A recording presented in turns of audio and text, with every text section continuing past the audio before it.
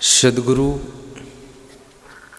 कबीर साहिब से किसी भक्त ने प्रश्न पूछा है कि संसार में जीवन कैसे जीना चाहिए, जीवन जीने की क्या कला है, वह कौन सी तरकीब है जिस कला से जीवन जीने से जिंदगी में सुख मिलता है, शांति मिलती है। कबीर साहिब कहते हैं जीवन में इंसान को 5 बातें याद रखना चाहिए। बहुत अच्छा, बड़ी महत्वपूर्ण है 5 बातें। साहिब कहते हैं आपा तजे हरि भजे नख सिख तजे विकार, सब जीवन से निर्भय रहे साधु मता है सार, साधु मता है सार। नंबर 1 आपा तजे। साहिब कहते संसार में जियो, घर की जिम्मेदारियां लो, लेकिन घर की जिम्मेदारियों को बोझा समझकर मत लो, उसको पूजा समझ करके लो, तो जिंदगी में आनंद भी आता रहेगा और जिम्मेदारी भी पूरी हो जाएगी। मनुष्य 2 तरह से कार्य करता है, या तो बोझा समझकर कार्य करता है। जिस कार्य को तुम बोझा समझकर करते हो, उस कार्य को करते समय भी तुमको लोड लगता है, असमंजस लगता है, और वो कार्य पूरा होता है तो भी खुशियां नहीं मिलती हैं। और जिस कार्य को तुम पूजा समझकर करते हो, उस कार्य को करते समय भी तुम फूल की तरह खिलते हो, और कार्य होने के बाद आप फूल की तरह खुशबू फैलाते हो। इसलिए पूजा समझकर कार्य करना चाहिए।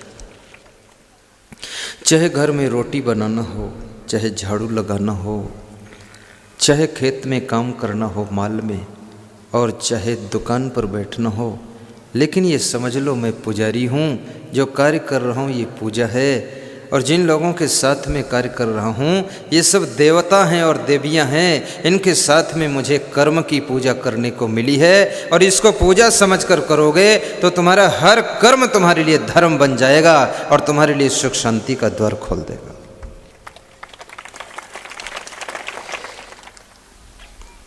तो आपा तजे, यानी सिर पे बोझा लाद करके कोई कार्य को मत कीजिए। आजकल लोगों का धर्म भी धीरे धीरे कर्म बन गया है। जब मनुष्य का धर्म भी कर्म बन जाता है तो मुश्किल खड़ी होने लग जाती है। जब इंसान का हर कर्म धर्म बन जाता है तो मुश्किल दूर होने लग जाती है। इसलिए अपने कर्म को ही धर्म बनाइए। आपके अगर पवित्र कर्म हैं तो आपका कर्म ही धर्म बन जाता है।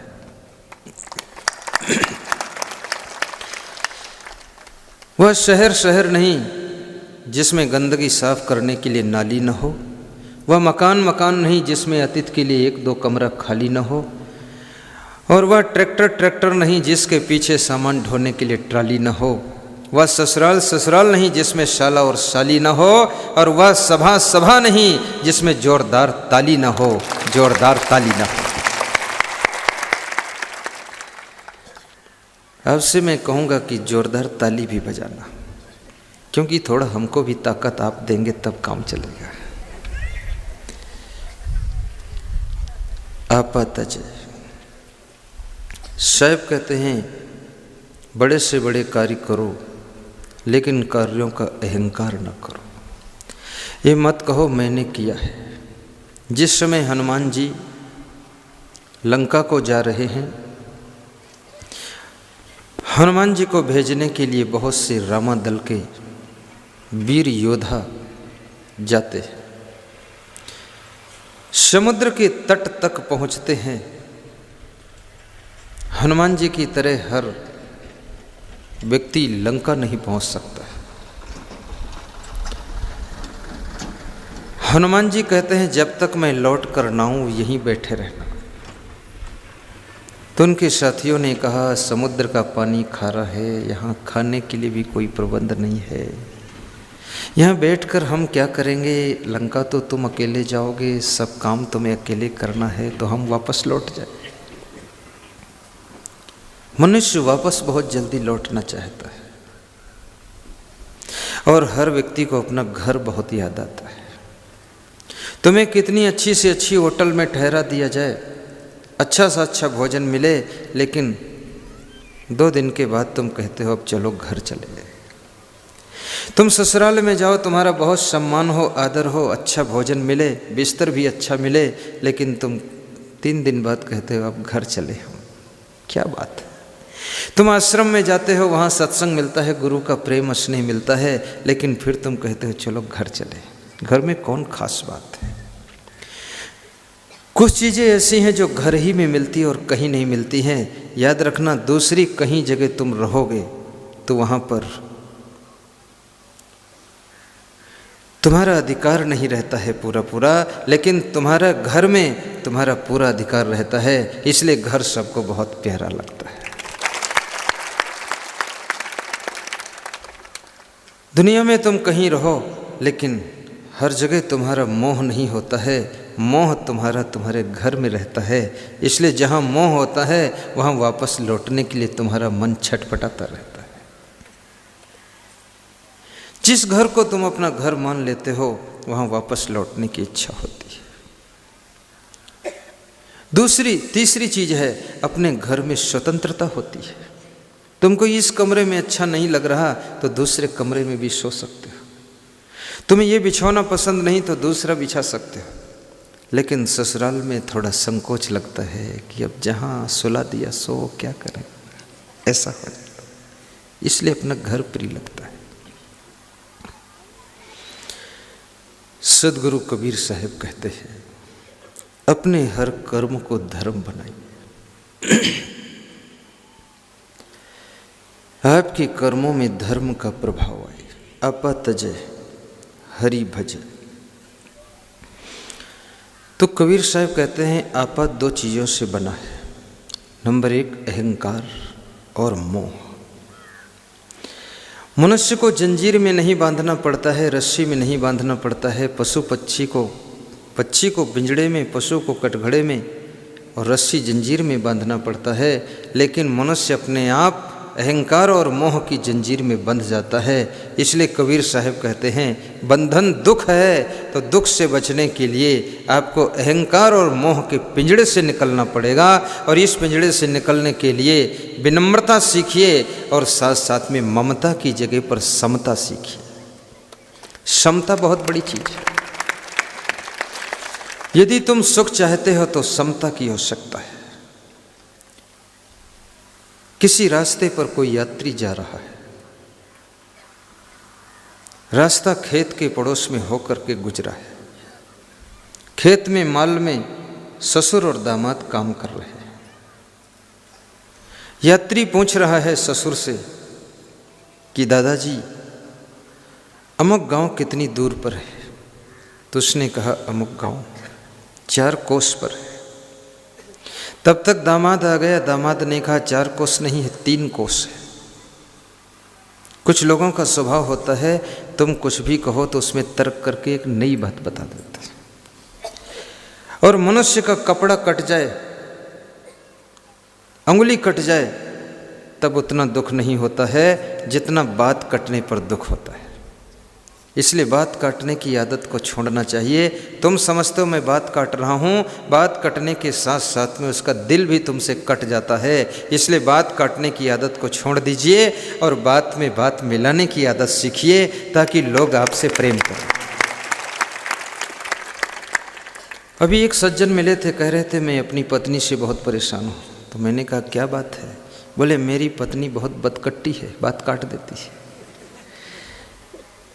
तो मैंने कहा उसे आलू काटना चाहिए, सब्जी काटना चाहिए, टमाटर काटना चाहिए, नींबू काटना चाहिए, बात क्यों काटती है। बोले जब से आई है तब से बात काट रही है।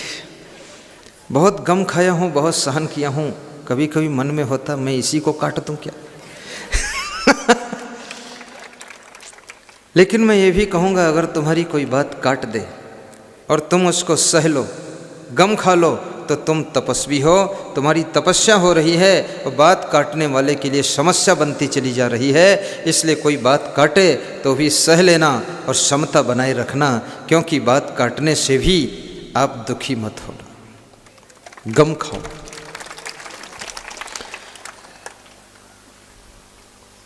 दामाद ने ससुर की बात काट दिया। दामाद के पैर ससुर पूज देता है। पैर पूजे जाते हैं ना विवाह के समय, इसमें बहुत लोग दामाद बन चुके हैं, पैर पूजा हो चुकी है। और जिसकी पूजा होती है वो बड़ा होता है, लेकिन ससुर की उम्र बड़ी है तो भी बड़ा है। ससुर ने तुमको अपनी बेटी दिया है तो और बड़ा है, क्योंकि उसका कैंडिडेट तुम्हारे घर में गृह मंत्री बन करके बैठा हुआ है। उसके हाथ में कमान है, आपको संभल के रहना पड़ेगा। गृह मंत्री वहां से आया है। इसलिए मैं सभी सासुओं को भी समझाता रहता हूं कि तुम समझती हो मैं सासू हूं, सासू नहीं हो। तुम समझती हो कि लाड़ी आ रही, मेरे घर में लाड़ी नहीं आ रही। उल्टा सोचो, लाड़ी नहीं आ रही है, लाड़ी के रूप में सासू आ रही है, और तुम सासू नहीं बनने जा रही हो, फिर से लाड़ी बनने जा रही हो। तब गुजारा हो सकता है। मजा लूट बंदे सहे बंदगी का, नहीं है भरोसा इसे जिंदगी का, नहीं है भरोसा इसे जिंदगी का। जीवन क्षणभंगुर है, न जाने किस गली में जीवन की शाम हो जाए, जीवन का सूरज कब अस्त हो जाए, किसकी कब मौत आ जाए, किसको क्या पता है। लेकिन मौत चाहे जब आए, मरने से पहले जो अपने भीतर की बुराइयों को मार देता है, मरने से पहले जो अपनी वासना को उपासना के प्रभाव से खत्म कर देता है, मरने से पहले जो अपने कर्म को धर्म में बदल देता है, वो मरने के बाद भी अमर रहता है। उसका नाम अमर रहता है, यश कीर्ति अमर रहती है।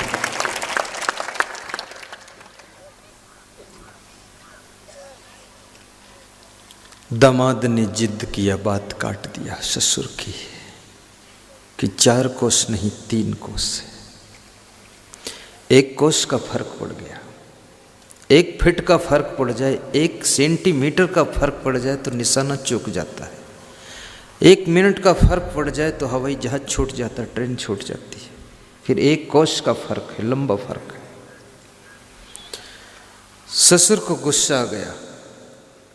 ससुर ने कहा तू मत बोल बीच में, 4 कोस से कम नहीं है अमुक गाँव। दामाद ने कहा कि तुम बोलो लेकिन सुधार के बोलो, 3 कोस से ज़्यादा नहीं अमुक गाँव।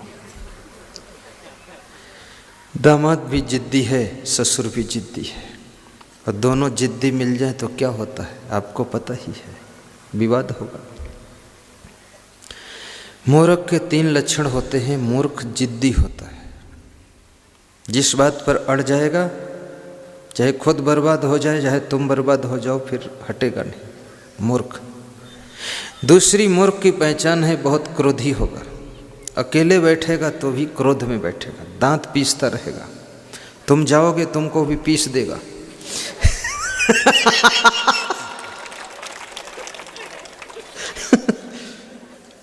क्रोधी, बहुत गुस्सा है। तीसरा मूर्ख का लक्षण होता है समय का ख्याल नहीं रखेगा, कभी भी जागेगा भी नहीं टाइम पर, रोज वही बात, रोज वही बात, 1000 बार समझाओगे पर समझेगा नहीं।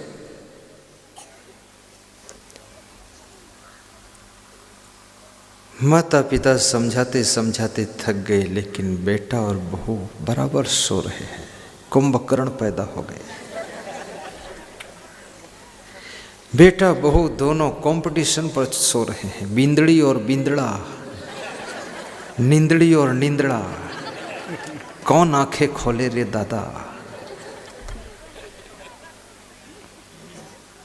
अपने सास ससुर को, माता पिता को भी परेशान मत करो, तंग मत करो। 20 साल की उम्र तुम्हारी हो जाए तो माता पिता का लोड कम होना चाहिए, उनको हल्का कर दो। और 20 साल की उम्र का बच्चा हो जाए तो माता पिता से भी कहूँगा कि अब उसको बच्चा न समझो, अब उसको अपना मित्र समझकर व्यवहार करो। पुत्र नहीं है, मित्र है।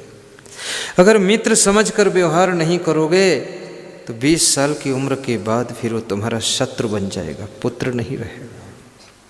लड़ेत 5 वर्षाणि 10 वर्षाणि ताड़ेत। चाणक्य नीति से कुछ ज्ञान सुनाना चाहूंगा मैं।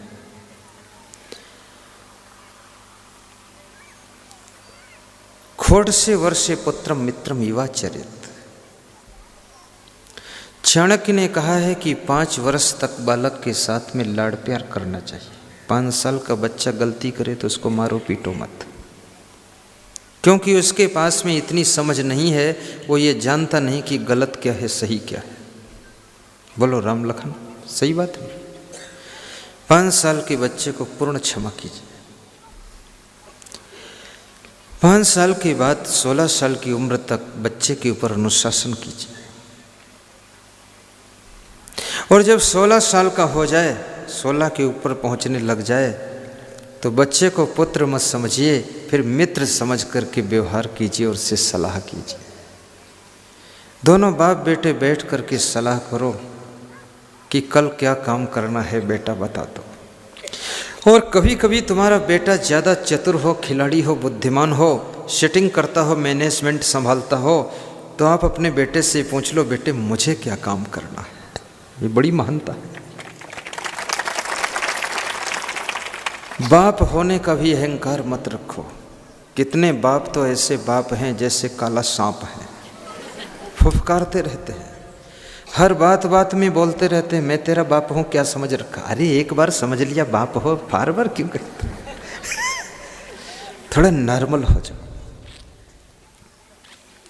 मैं अपने आश्रम पर संतों को कार्य बता रहा था कि आपको ये करना, आपको करना है। 40 संतों को ड्यूटी दे रहा था। संतों को ड्यूटी देने के बाद हमारे गुरुजी ने हमसे पूछा कि सबको तो बता दिया, हमको नहीं बताया, हमें क्या करना है, हमको बताओ, मैं क्या करूं। तो मैं हंसा, मैंने कहा आपको मैं कार्य नहीं बता सकता। बोले बताओगे नहीं तो व्यवस्था बिगड़ जाएगी, आखिर मेरी भी तो ड्यूटी है कुछ।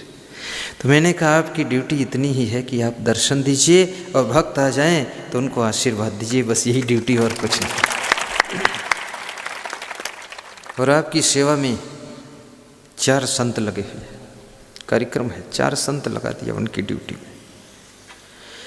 दर्शन देना, आशीर्वाद देना बहुत कठिन है। हर व्यक्ति का आशीर्वाद फलित भी नहीं होता है। आशीर्वाद देने वाला मुंह भी होना चाहिए। मुंह गोबरनाथ है, आशीर्वाद भी गंदा हो जाएगा। मुंह ठीक हो पहली बात। जिस हाथ से उठाकर आशीर्वाद दे रहे हो वो हाथ भी शुद्ध होना चाहिए, उन हाथों से गलत कर्म न हुई हो, तब आशीर्वाद की कमी आज भी नहीं है। आशीर्वाद तो ढेर है, लेकिन देने वाला अगर पवित्र है। घी डिब्बा में तो रखा है, लेकिन जिन हाथों से घी निकाल रहे हो उन हाथों में मिट्टी लगी है तो घी निकालते ही घी गंदा हो जाएगा, खराब हो जाएगा।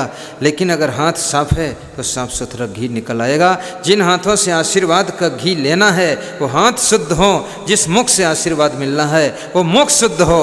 अगर वह व्यक्ति शुद्ध है, महान आत्मा है, तो उसके बोले गए शब्द कोई टाल नहीं सकता।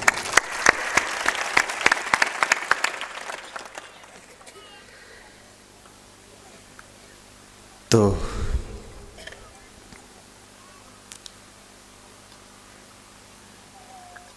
दामाद भी जिद्दी है, ससुर भी जिद्दी है, दोनों एक ही मॉडल है, एक ही कंपनी, टक्कर हो सकती है। ससुर ने कहा 4 कोस से कम नहीं, दामाद ने कहा 3 कोस से ज़्यादा नहीं, चाहे नाप लो। झगड़ा होने लगा। तो जो यात्री था, पथिक था, उसने कहा कि जितना है उतना है, क्षमा कीजिए, 4 कोस होगा तो भी मैं चला जाऊंगा, 3 होगा तो भी चला जाऊंगा, लेकिन आपस में विवाद मत कीजिए और मैं जा रहा हूं। तो ससुर ने कहा तुम नहीं जा सकते, तुम जाओगे तुम्हारे पांव पर कुदाल मार दूंगा, तुम्हारे कारण ही विवाद हुआ है, पहले कोस तय हो जाए कितने हैं तब पांव उठाना, नहीं पांव तोड़ दूंगा। वो यात्री भी चक्कर में पड़ गया कि खामखा पूछ लिया था दूरी कितनी है, अब मेरे को भी छुट्टी नहीं मिलेगी। कुछ लोगों का स्वभाव बड़ा कठिन होता है, जटिल स्वभाव है। उनके साथ में निभना और उनको निभाना दोनों बहुत कठिन होता है। अपने स्वभाव को भी सरल बनाइए, थोड़ा तालमेल भी बिठाइए। कुछ पसंद ना आए फिर भी समता लेकर के काम कर लीजिए। चलना संभल संभल की माया नगर यही है। ससुर का दिमाग ज़्यादा गर्म हो गया। कितने लोगों का दिमाग 106 डिग्री से नीचे आता ही नहीं है, हमेशा गर्म रहता है। ज्वालामुखी हैं, भस्मासुर हैं, तुम मिल जाओ तुमको भी भस्म कर देंगे।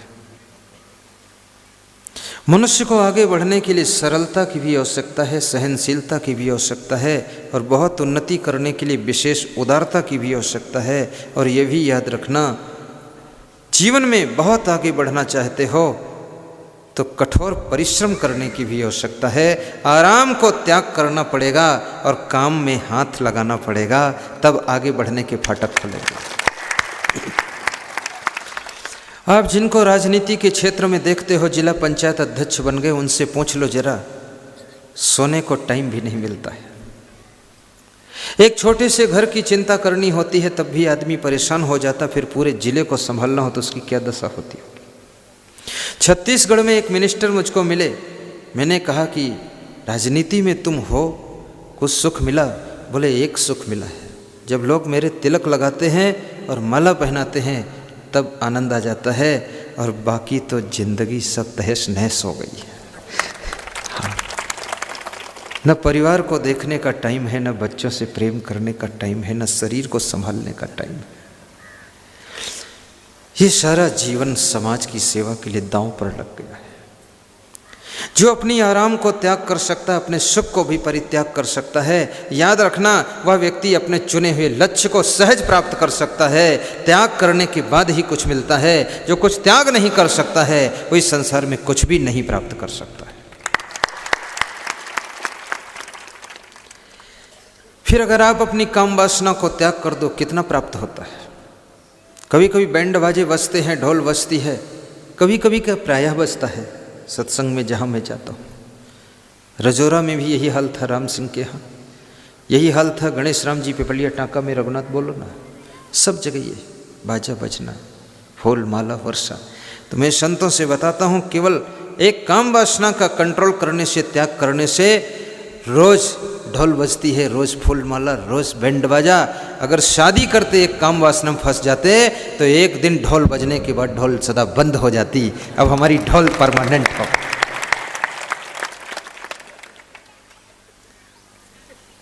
लोभ का त्याग करो, बहुत कुछ प्राप्त होगा। दूसरों को लूटने के बजाय खुद लुट जाओ। कबीर साहब कहते, आप ठगे सुख उपजे और ठगे दुख होए। स्वयं ठगा जाओगे तो सुख पाओगे, और दूसरों को ठग लोगे तो दुख पाओगे। जिन्होंने सब कुछ लुटा दिया है उन्होंने सब कुछ प्राप्त कर लिया है। जिन्होंने सब कुछ बचाने की कोशिश किया है उनके पास अब कुछ भी नहीं बचा है। इसलिए सब कुछ लुटा करके सब कुछ प्राप्त करो। आपने थोड़ा थोड़ा अन्न दान दिया, थोड़ा थोड़ा धन दान दिया, धन का त्याग किया मेरे आने के लिए, और थोड़ा थोड़ा समय दान दिया, समय का भी त्याग किया, तो मुझे प्राप्त कर लिया। और मैंने अपना जीवन दान दिया है तो मैंने ऐसे हजारों लोगों, लाखों, करोड़ों लोगों को प्राप्त कर लिया है। ये जीवन दान, आपका धन दान, इसलिए मिलन हुआ। अब मेरा परिवार अगर कोई है तो यही परिवार है।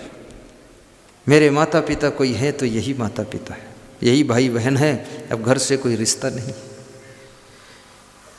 आना जाना बंद पड़ा, और ये बंदा निर्द्वंद खड़ा, आना जाना बंद पड़ा। और दुख भी नहीं है। ऐसा नहीं है कि अरे हाय हाय हाय हाय हाय हाय, कुछ नहीं। एक माँ से दूर हुई लाखों माँ मिल गई, एक पिता से दूर हुई लाखों पिता मिल गए, एक भाई छूटा करोड़ों भाई मिल गए, एक बहन छूटी करोड़ों बहनें मिल गई। लेकिन जो मेरी बहन है, सगी बहन, या मेरा सगा भाई भी है, वो भी सत्संग कराते हैं।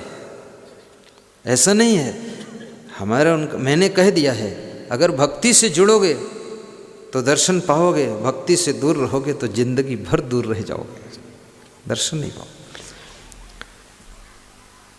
परिवार के लोग भी समागम लेते हैं, ऐसा समागम वहाँ भी करता हूँ। अभी 2 साल पहले किया था मैंने, सब बैठकर सुनते हैं प्रेम से।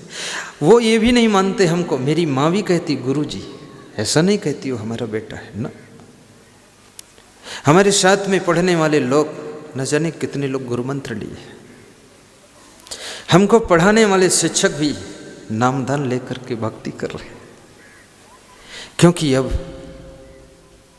कोई भी जिस बच्चे को आपने पढ़ाया अगर मंदसौर में कलेक्टर बनकर के आता है तो उसके अंडर में रहना पड़ता है। तो आपका बच्चा यदि संत बनकर के आ जाए, महान संत हो गया, सारी दुनिया उसके प्रवचन और ज्ञान से कल्याण कर रही है, अगर माँ बाप उसके प्रवचन और ज्ञान से कल्याण ना कर पाए तो माँ बाप का बहुत बड़ा घाटा हो गया है। तुम्हारा लगाया हुआ बगीचा, तुम्हारा लगाया हुआ पेड़ और तुम फल ना खा सको, दुनिया फल खा करके तृप्ति एहसास करे और तुम भूखे के भूखे रह जाओ तो तुम्हारा घाटा है। तुम सबसे पहले नंबर पर जाकर के फल खाइए, अपने बेटे का प्रवचन सुन करके अपना कल्याण कर लीजिए। तो ससुर को ज्यादा गुस्सा आ गई है। क्रोधो वैवस्तो राजा, तृष्णा वैतरणी नदी। क्रोध यमराज का रूप है। यमराज का दर्शन करना हो तो क्रोध का दर्शन करो। जिस समय क्रोध आ रहा हो तो देख लो यही यमराज है। चाणक्य कहते हैं यमराज कहीं आकाश में नहीं रहता है, यमराज सबके पास में रहता है। यमराज आकाश में नहीं है, यमराज तुम्हारे पास में है। कभी कभी उसका रूप दिखाई देता है, रोज नहीं। और जिस समय मनुष्य को क्रोध आता है 5 मिनट में थक जाता है, फेफड़े फूल जाते हैं, सांस भर जाती है, क्योंकि क्रोध में अतिरिक्त ऊर्जा खर्च होती है, एडिशनल एनर्जी खर्च होती है। आप प्रेम से तो जिंदगी भर रह सकते हो, थकोगे नहीं, लेकिन 5 मिनट क्रोध करो तो बहुत थक जाओगे। तुरंत बहुत प्यास लगेगी, लाओ पानी पिए, हम पानी पिए, अतिरिक्त ऊर्जा खर्च हो रही। और ये भी याद रखो, तुम्हारे क्रोध करने से सुधरता कौन है? सब अपनी अपनी ढपली, अपना अपना राग है, कोई सुधरा नहीं है। हाँ इतना जरूर है तुम भी बिगड़ गए हो उसके चक्कर में पड़ करके। 3 बार कोई गलती करे क्षमा कर दीजिए, 4थी बार गलती करे तो उसको समझा दीजिए, 5वीं बार गलती करे तो डांट दीजिए, और 6ठी बार गलती करे तो टाइट कर दीजिए, और 7वीं बार गलती करे तो उससे उलट कर क्षमा मांग लीजिए कि अब माफ़ करो, तुम नहीं सुधरोगे, भगवान सुधारे तुमको। उल्टे क्षमा मांगना पड़ेगा, क्या करोगे? ससुर नाराज हो गया। नाराज होकर उसने कुदाल उठाई और दामाद को मारने के लिए दौड़ पड़ा। याद रखना, जिस समय मनुष्य को क्रोध आता है उस समय उसकी बुद्धि का विवेक खो जाता है। क्या बोलना चाहिए, क्या करना चाहिए, सब चूक जाता है और बहुत बड़ी गलती कर बैठता है। क्रोध में निकले हुए शब्द बात को पश्चाताप का कारण बनते हैं। क्रोध में किए हुए कार्य आपके नुकसान का कारण बनते हैं। आपसे मैं निवेदन करूंगा, जिस समय क्रोध आए तो एक ही ट्रीटमेंट है कि उस समय थोड़ी देर अपने आप को मौन कीजिए और 5 मिनट केवल इंतज़ार कीजिए। 5 मिनट में वातावरण बदल जाएगा, आपका मन भी चेंज हो जाएगा, बैलेंस ठीक हो जाएगा। उसके बाद में कुछ कार्य कीजिए। अगर क्रोधावेश में आपने कार्य कर दिया तो 1 मिनट का क्रोध तुम्हारे 50 साल की मेहनत पर पानी फेर सकता है। 1 मिनट का क्रोध तुम्हारे 50 साल के पुराने रिश्तों को भंग कर सकता है। 1 मिनट का क्रोध तुम्हारे 100 साल की जिंदगी को तंग कर सकता है। इसलिए अपने क्रोध को थोड़ा काबू रखना चाहिए। बहुत मधुर बातें हैं पहली बार। इसमें ऐसे कितने लोग हैं जिन्होंने रूबरू पहली बार हमसे मिलन किया है, आज पहली बार देखा है रूबरू? हाथ उठाओ, नीचे कर लो। ऐसे कितने लोग हैं इसमें जिन्होंने टीवी में सत्संग सुना है, दर्शन किया? हाथ उठाओ, नीचे कर लो। ऐसे कितने लोग हैं जिन्होंने दीवार पर चिपके हुए पोस्टर में कागज़ में फोटो देखकर दर्शन किया? हाथ उठाओ। ऐसे कितने लोग हैं जिन्होंने सपने में हमको देखा है कभी? हाथ उठाओ। सपने वाले भी हैं 100-200। अच्छी बात है, सपने में हम आ जाएं तो बहुत अच्छी बात है, क्योंकि सपने में आने पर कोई खर्चा भी नहीं होता है। सपना बड़ा सस्ता। सपने में जब सपना आता है ना तो लगता गुरुजी आ गए। अब ना गुरुजी आए ना गाड़ी आई, लेकिन आ गए। ना मेरा तेल लगा, मैं आ गया सपने में। पंडाल का खर्चा भी नहीं, सफाई का मेहनत भी नहीं, भंडारे का कुछ नहीं, सपने में सब हो रहा है। पंडाल लगा है, प्रवचन चल रहा, माइक लगी है, भीड़ बैठी है और गुरुदेव का भंडारा बन रहा। ना चावल लाना पड़ा, ना दाल लाना पड़ा, ना पंडाल लगाना पड़ा, सपने में सारा काम हो गया।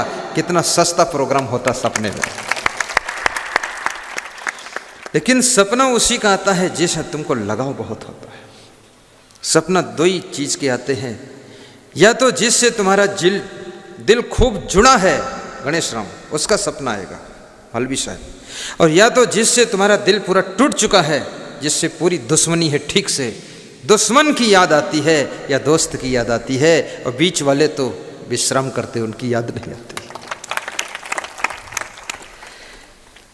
जब तक सांसें चलती हैं गुरुवर की महिमा गाऊं, सपने में गुरु को देखूं, जागूं तो दर्शन पाऊं। जब तक सांसें चलती है गुरुवर की महिमा गाओ, जय हो। सपने में गुरु को देखूं, जागूं तो दर्शन पाऊं। ऐसा ही हुआ है सोहन भाई, बोल सच है ना?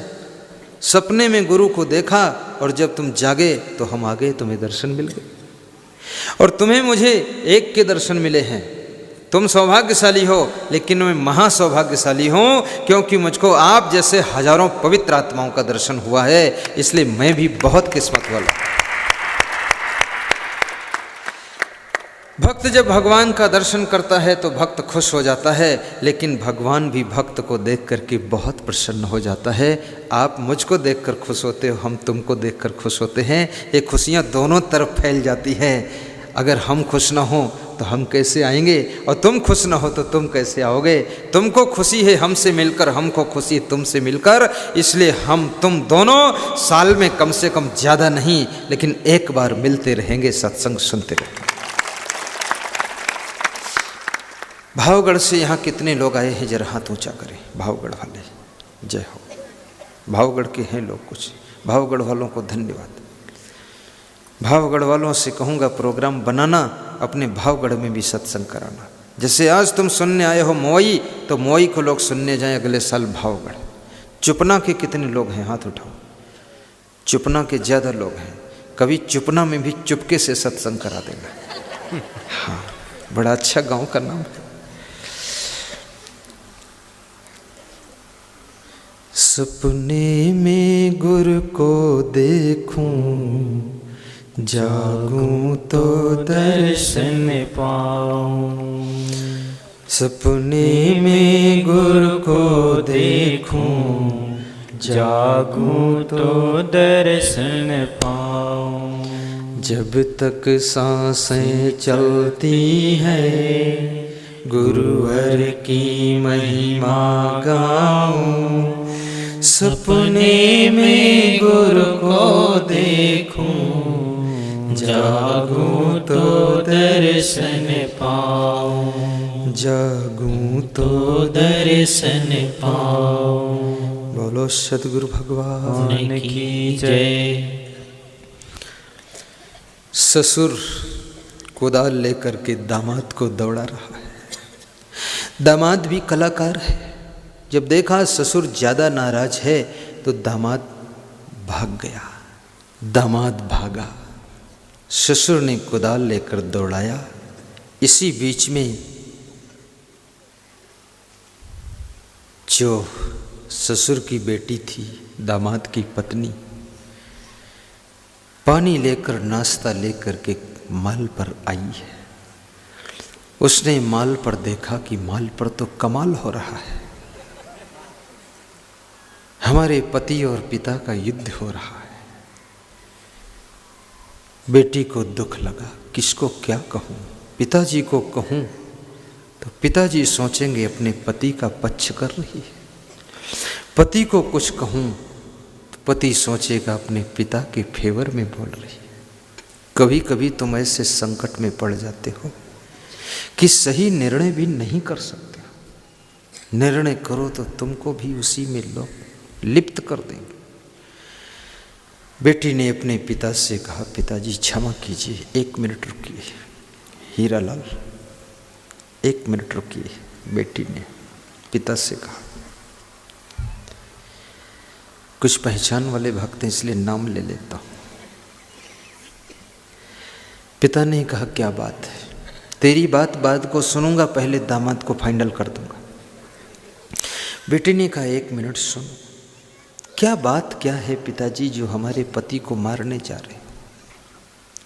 अच्छा पति बड़ी मुश्किल से मिलता है, अच्छा गुरु बड़ी मुश्किल से मिलता, अच्छा शिष्य मुश्किल से मिलता, अच्छा पुत्र भी मुश्किल, अच्छा नेता मुश्किल से मिलता है। अच्छा आदमी इस दुनिया में मिलना बहुत कठिन है। अच्छा सामान मिल सकता है, अच्छी गाड़ी मिल सकती है, अच्छी साड़ी मिल सकती है, अच्छी बाड़ी मिल सकती है, लेकिन अच्छी लाड़ी मिलना बहुत कठिन है। और जिसको अच्छी लाड़ी मिल जाए उसके घर में स्वर्ग आ जाता है।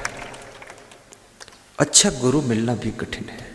मंच पर गुरु, पर्दे के पीछे बीड़ी पीना शुरू, ऐसा है गुरु। हाँ, अभी किसी गांव में एक गुरु आया था, खूब भजन गाया, आल्हा गाया, प्रवचन किया। उसके बाद पीछे जाकर ये मंच के पर्दे पर खूब थूका, पान तमाकू पुड़िया गुटखा बीड़ी पी के डाल दिया, पर्दे में भी छेद हो गए। जय बजरंगबली, आग लगा दो, हाहाकार। ऐसा गुरु, अच्छा गुरु मिलना कठिन है, अच्छा शिष्य मिलना कठिन है। और अच्छा मिल जाए तो इसको खोना मत, छोड़ना मत, फिर पकड़ के रखना मजबूती से।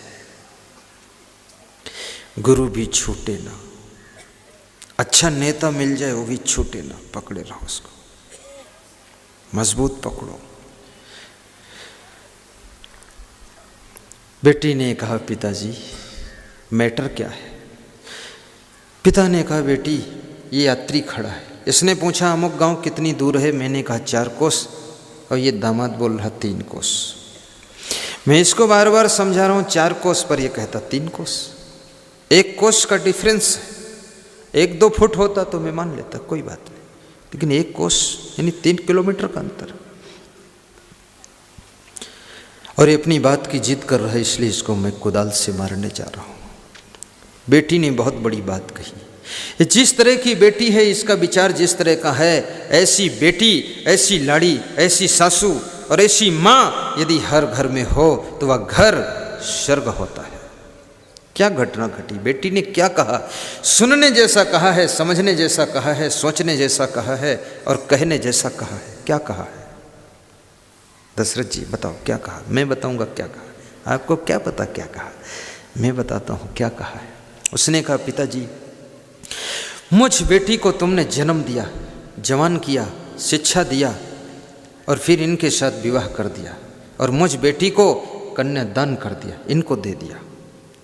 और मैं अकेली हूँ आपकी संतान, मेरा कोई भाई नहीं, बहन नहीं, तो आपने 3 मंजिल का ऊंचा मकान भी इनको दे दिया, 50 एकड़ जमीन दे दी, ट्रैक्टर ट्रॉली भी दे दी और धन दौलत दे दी। तो पिताजी 1 कोस का लफड़ा है, 1 कोस भी इन्हीं को दे दो, इनको क्यों मारोगे पिताजी? बाप खुश हो गया, कुदाल फेंक दी और दामाद को बुलाया कि तू आजा, 1 कोस ये भी ले जा, हटा, लफड़ा खत्म। जो पथिक यात्री खड़ा था उससे कहा कि तुम जाओ, हो गया फाइनल, जाइए।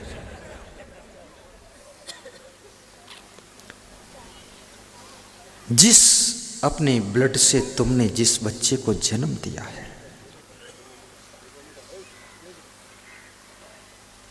उसके लिए अगर कुछ और भी देना पड़े तो देने में संकोच मत करना। और मैं ये भी कहूँगा, जिस घर में बींदड़ी बन कर के जाना, उस घर में सुख और शांति का वातावरण बना देना। सास ससुर को थोड़ा रेस्ट मिले, कष्ट न मिले, ऐसी जिंदगी जीना। और ये भी याद रखना, जो तुम्हारे घर में बींदड़ी आई है, सास ससुर दोनों मिल करके उस बींदड़ी को तंग मत करना, थोड़ा आराम से भी रहने देना। बेटी है, छोटी है, अभी हमारे साथ ये चेला है, ये सबसे छोटा है, कम उम्र का है। ये रोज बिछौना बिछाता है, बहुत अच्छा है, सोने के लिए चादर लगाता है, फिर रजाई रखता है, फिर ये लुढ़क करके वहाँ जाता है जहाँ टाट का बोरा पाँव पोंछने के लिए पड़ा है, वहाँ सोता है। छोटा है, ये बींदड़ी है हमारे यहाँ की लेकिन उसको थोड़ा सा राहत, कोई बात नहीं, बच्चा है, छोटा है। अपनी लाड़ी को भी थोड़ा सा राहत देना। मैं सासों को धन्यवाद देता हूँ, तुम कैसी भी साड़ी पहनना, पर अपनी लाड़ी की साड़ी हर 3 महीने के बाद नई खरीद देना, ताकि लाड़ी तुम्हारी तुमसे लड़ाई न करे, साड़ी पा जाएगी तो खुश रहेगी। और मैं लाड़ियों से भी कहूँगा, तुम्हारी साड़ी नई हो या पुरानी हो, लेकिन तुम अपने मन को सुंदर बनाना। साड़ी सुंदर नहीं है कोई बात नहीं, गाड़ी सुंदर नहीं है कोई बात नहीं, लेकिन अगर आपकी लाड़ी सुंदर है तो आपका घर शांति से रहे, सुख रहेगा।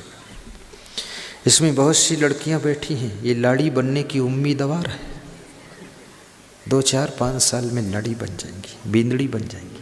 और ये इंतज़ार कर रही कि जल्दी बींदड़ी बनूं, जल्दी बींदड़ी बनूं।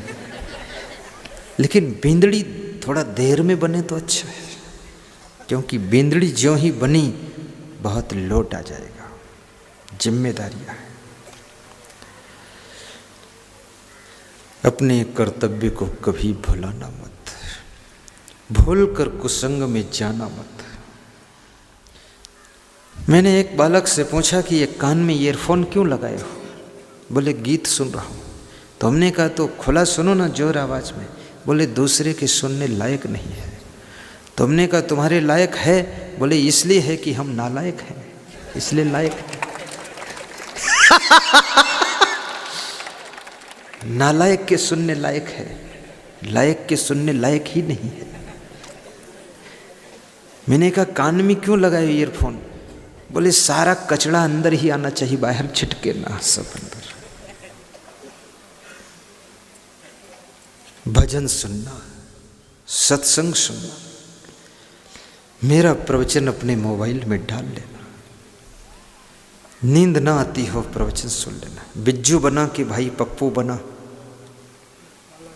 मालाहेड़ा वाले पप्पू बना कह रहे थे जब नींद नहीं आती है आपके प्रवचन मोबाइल से सुनता हूँ, 15 मिनट में नींद आ जाती है। मैंने कहा मेरा प्रवचन नींद देता है? बोले शरीर को नींद देता है और मन की नींद को तोड़ देता है।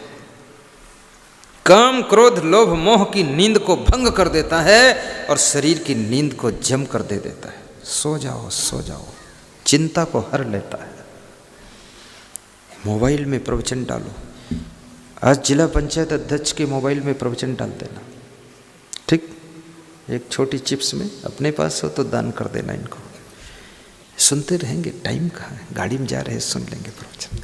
हम हमेशा साथ में, सबकी मोबाइल में डालो, सुनते रहो। भजन भी सुनो, गंदे गीत कभी मत सुनो। ऐसे गीत मत सुनो कि जान जा रही है, खोपड़ी उड़ी जा रही है, बाल खुले उड़ रहे हैं, गाल गायब हो गए हैं, हाँ नाक कौवा की लगी है। ये फालतू गीत मत गाइए, न गाइए न सुनिए। जीवन को अच्छा बनाइए। अश्लील गीत गाना गाया न कीजिए, भूल कर कुसंग में जाया न कीजिए।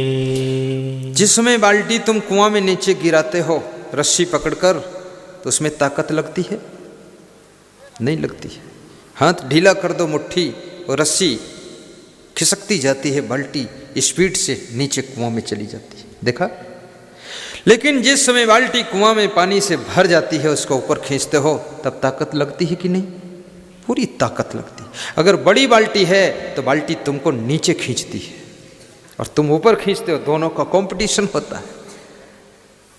पूरी भुजाओं की ताकत लगानी पड़ती, तब बाल्टी ऊपर उठकर आती है। याद रखना, जीवन की बाल्टी को इस संसार के कुएं से ऊपर उठाने के लिए पूरी ताकत लगानी पड़ती है। कोई सदगुरु भी ताकत लगाए तब जिंदगी की बाल्टी ऊपर उठ करके ऊंचे पहुंचती है और राम कृष्ण और कबीर जैसी बाल्टी बन जाती है।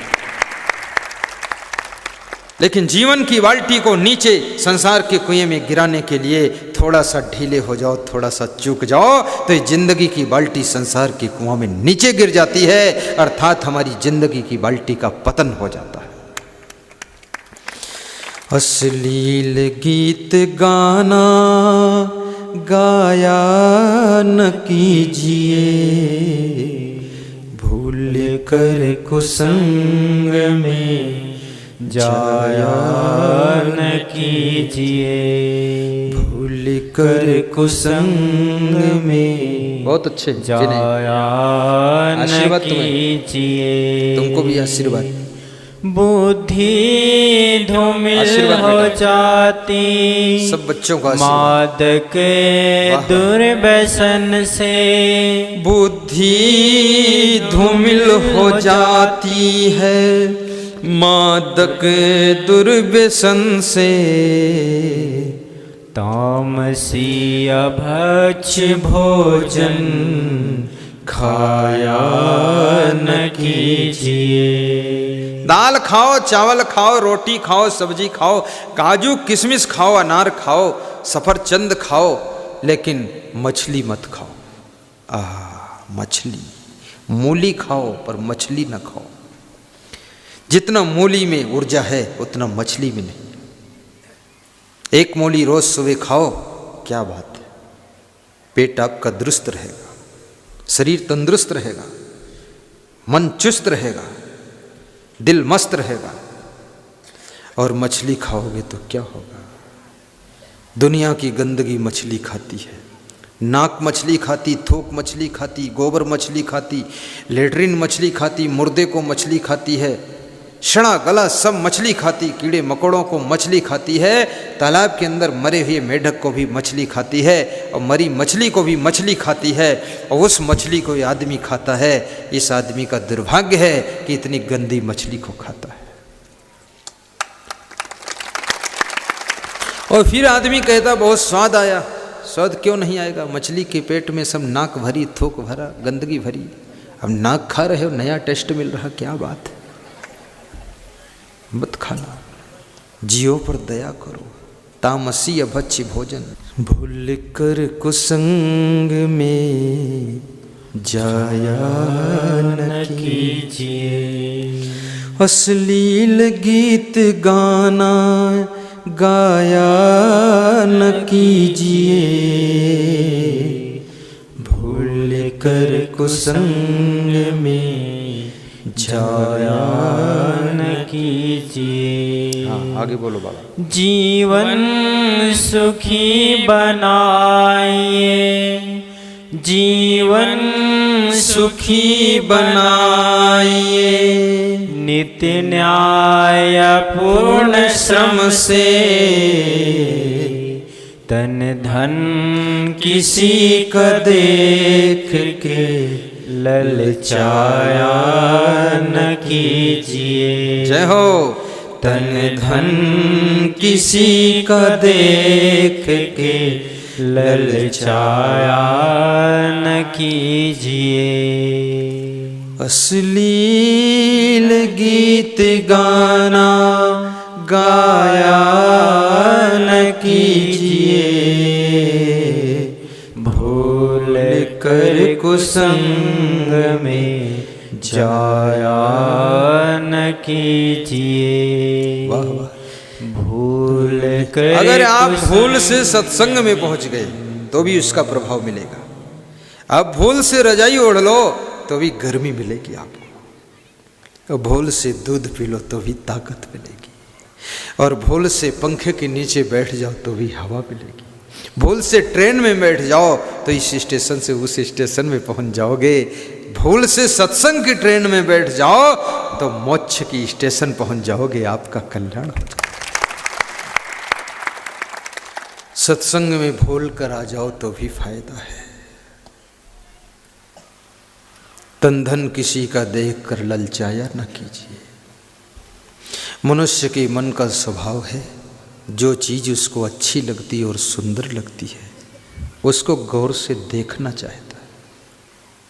अच्छी लगे और सुंदर लगे तो उसको देखने का मन होता है, खूब देखूं, और देखने के बाद फिर उसको छूने का मन होता है कि छू लूं, और छूने के बाद फिर ये विचार मन में आता है कि इसको कैसे प्राप्त करूं, ये हमको मिल जाए। ये मनुष्य का मन ऐसा होता है।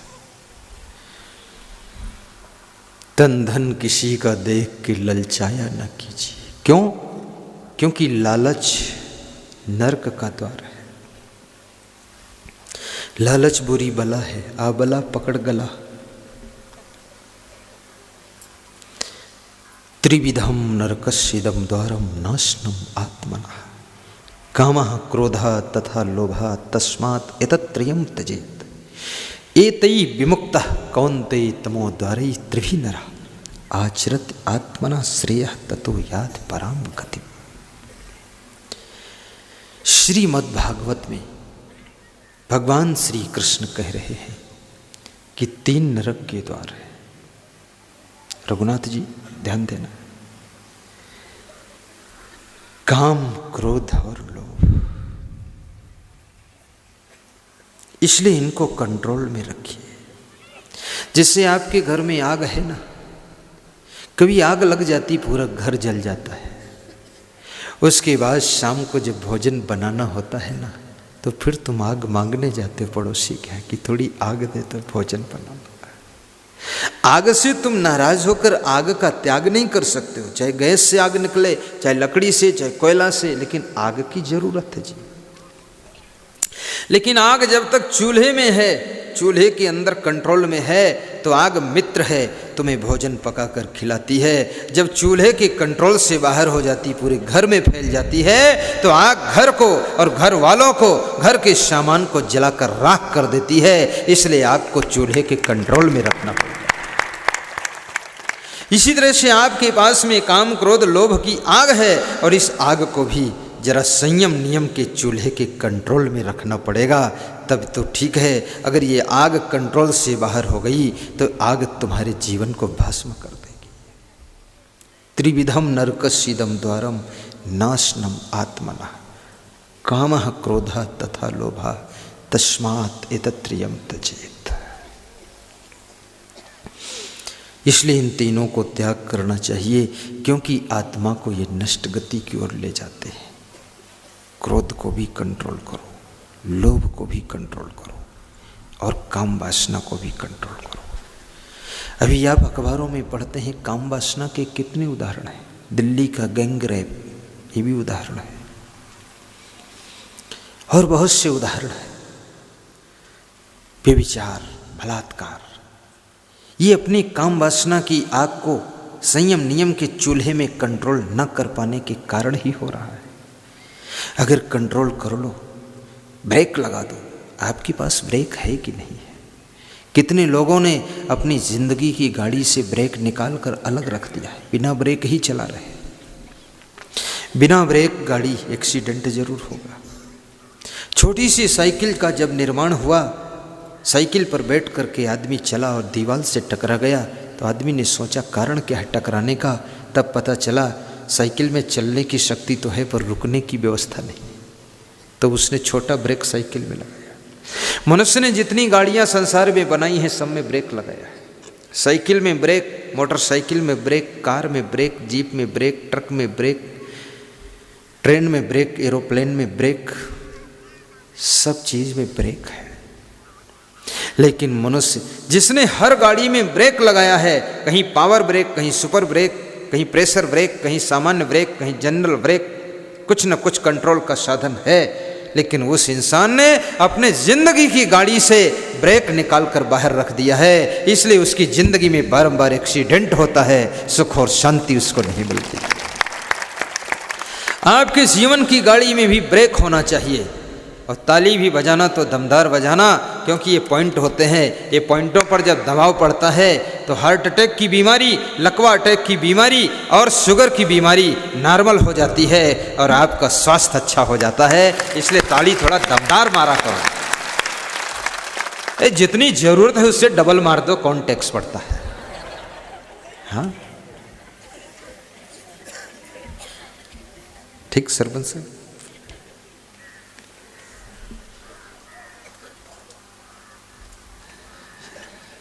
बहुत अच्छा लगा। अब तुम्हारे गांव से मेरा जाने का मन नहीं होता है। क्या करूं, मैं भी फंस गया। आपके प्रेम में फंस सकता हूं मैं। आदमी को केवल प्रेम ही बांध सकता है। संत को श्रद्धा बांधती है, संसारी को मोह बांधता है, सन्यासी को श्रद्धा बांधती है। विद्यार्थी जीवन ऐसे है जैसे जीवन रूपी भवन की नींव है। विद्यार्थी जीवन का समय बचपन इस जिंदगी की महल की नींव है। अगर नींव कमजोर हो जाए तो महल को बहुत ऊंचा नहीं उठाया जा सकता है। नींव टेढ़ी हो जाए तो फिर ऊपर की दीवारें सीधी कैसे करोगे। इसलिए बचपन की नींव को संभालना, विद्या अध्ययन में मन को लगाना, फिल्म में, खेल कूद में, चंचलता में मन को मत लगाना। विद्यार्थियों के लिए 8 चीजें खतरनाक है। आज बता दूं कि अगले साल बताऊं? आज ही तुरंत का दान महाकल्याण, फटाफट फाइनल सुन लीजिए, सीधे बैठ जाइए। कामम क्रोधम तथा लोभम स्वादम श्रृंगार कौतुकी अतिनिद्रा अतिसेवा विद्यार्थी ही अष्ट वर्जेत। नीति शास्त्र का श्लोक है। जो विद्यार्थी बहुत सी कामनाओं को लेकर के कार्य करता है वह विद्यार्थी सफल नहीं होता है। इसलिए विद्यार्थी को निष्काम भी होना चाहिए। नंबर 2, क्रोध। विद्यार्थी को क्रोध पर भी कंट्रोल रखना चाहिए। गुस्सा कम करो। गुस्सा करने से बुद्धि की स्मरण शक्ति घट जाती है, याद शक्ति घट जाती है। गुस्सा में तुम्हारा दिमाग क्रोध में उलझ जाएगा तो 2-3 दिन तक तुम उलझे रहोगे। 2-3 दिन की पढ़ाई तुम्हारी चौपट हो जाएगी। इसलिए गम खा लेना चाहिए विद्यार्थी को। माँ कुछ कहे, पिता कुछ कहे, गम खा लो। कामम क्रोधम लोभम। और विद्यार्थी को लोभी नहीं होना चाहिए। चोरी ना करे। चोरी करोगे पकड़े जाओगे, डर लगेगा, कांपोगे, घबराहट होगी, अपमान होगा, दुख होगा, तुम्हारी पढ़ाई डिस्टर्ब होगी। चोरी मत करो। चोरी कौन करता है? जिसमें कोई गंदी आदत होती है। या तो तुम पुड़िया खाते हो, विमल पुड़िया, तो चुराना पड़ेगा पैसा। फिर घर ही में चोरी करोगे, कहीं बाप का पैसा चुराओगे, कहीं माँ का पैसा चुराओगे। बिना गलत आदत के पैसा चुराने की जरूरत नहीं पड़ेगी। लोभ छोड़ो। स्वादम। और विद्यार्थी को स्वादा सख्त नहीं होना चाहिए। जीभ अपनी कंट्रोल में रखो। स्वाद के लिए खाओगे तो जरूरत से ज़्यादा खा लोगे, फिर पढ़ने बैठोगे तो बैठ नहीं पाओगे, फिर सेठ जी की तरह पेट जी लेकर बैठोगे। हाँ, कम खाओ, स्वाद के लिए मत खाओ। श्रृंगार। और विद्यार्थी को श्रृंगार नहीं करना चाहिए। फैशन करोगे तो फैशन में तुम अपना शरीर ही बार बार देखते रहोगे, मुंह देखते रहोगे, ओंठें देखते रहोगे और बार बार दांत देखते रहोगे, फिर कपड़ा देखते रहोगे। यही लफड़ा बनाते रहोगे। पढ़ाई में मन कब लगाओगे? पैंट शर्ट की याद छोड़ दो। पहन लो बस, ठीक, कोई बात नहीं। गंदा ना हो इतना देख लो, बाकी सुंदर लगे न लगे इसकी टेंशन छोड़ो। कपड़ों से सुंदर कोई नहीं होता है।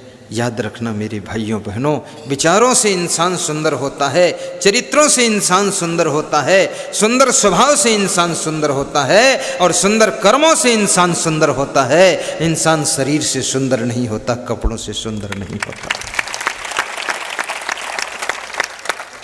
शंकर जी के शरीर पर देखो तो कपड़े ही ठीक ठाक नहीं है। वो बागंबर पहने हैं, कमर में डमरू है, त्रिशूल में, लेकिन शंकर जी इतने सुंदर हैं कि सारी दुनिया उनका ध्यान करती है। वंदे बोधमयम नित्यम गुरुम शंकर रूपिण में माश्रितो ही वक्रोपि चंद्र सर्वत्र वंदते। गुरु ब्रह्मा गुरु विष्णु गुरुदेव महेश्वरा गुरु साक्षात परब्रह्म तस्मै श्री गुरुवे नमः। आपके कपड़े साधारण हों लेकिन आपके विचार असाधारण हों।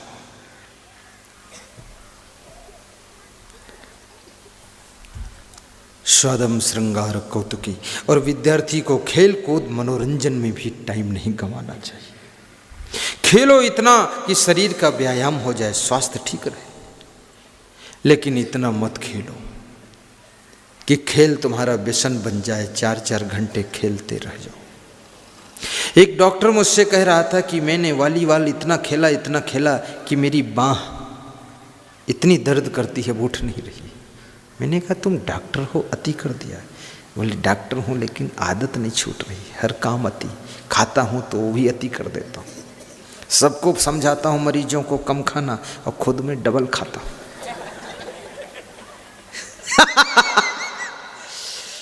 पेट की मोटर में खाने की सवारी कम। बस 5 मिनट में समापन। मैं आयोजक मंडल से कहूंगा आरती जला कर रेडी कर लो। फेल हो जाएगी ओवर लोड हो जाने के बाद 10 मिनट हर रोज टहले शाम को खाने के बाद। किसी गांव में मैं सुना रहा था कि शाम को खाने के बाद 10 मिनट टहलना चाहिए। तो उस गांव का सरपंच जो था, जिसको उत्तर प्रदेश में प्रधान जी बोलते हैं, तो प्रधान जी बोले मैं तो बिस्तर पर बैठकर भोजन विधिवत खाता हूँ। मैंने कहा उसके बाद? कहा बस फिर उतरता नहीं बिस्तर से, खाते खाते लेट जाता हूँ।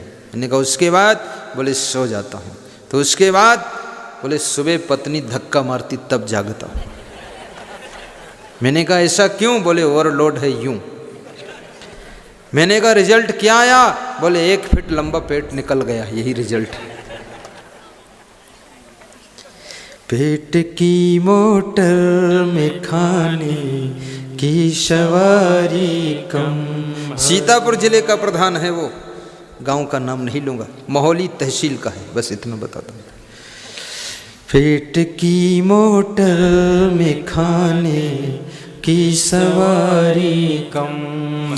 तो इसलिए विद्यार्थी को कम खाना चाहिए और गम खाना चाहिए।